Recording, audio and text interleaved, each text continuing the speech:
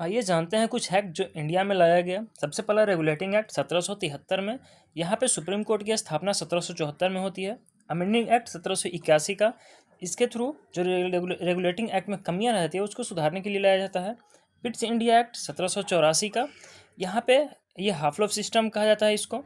वहीं charter act 1813 का आता है। यहाँ पे 1 लाख रुपया इंडियन एजुकेशन के लिए दिया जाता है। 1833 में चार्टर एक्ट फिर आता है 20 साल के बाद। यहाँ पे गवर्नर जनरल ऑफ बंगाल को गवर्नर जनरल ऑफ इंडिया किया जाता है। वहीं चार्टर एक्ट 1853 का आता है। यहाँ पे सिविल सर्विस के लिए ओपन कंपटीशन करवाया जाता है। फिर गवर्नमेंट ऑफ इंडिया एक्ट आता है 1858 में।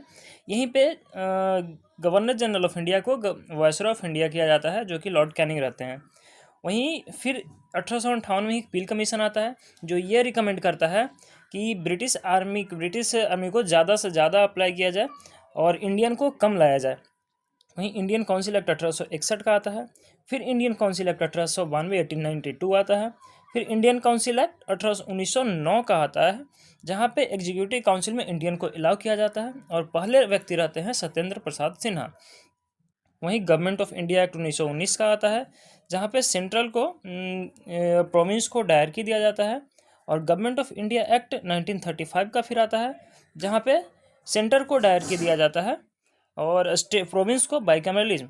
वहीं इंडियन इंडिपेंडेंस एक्ट लास्ट में आता है 1947 का।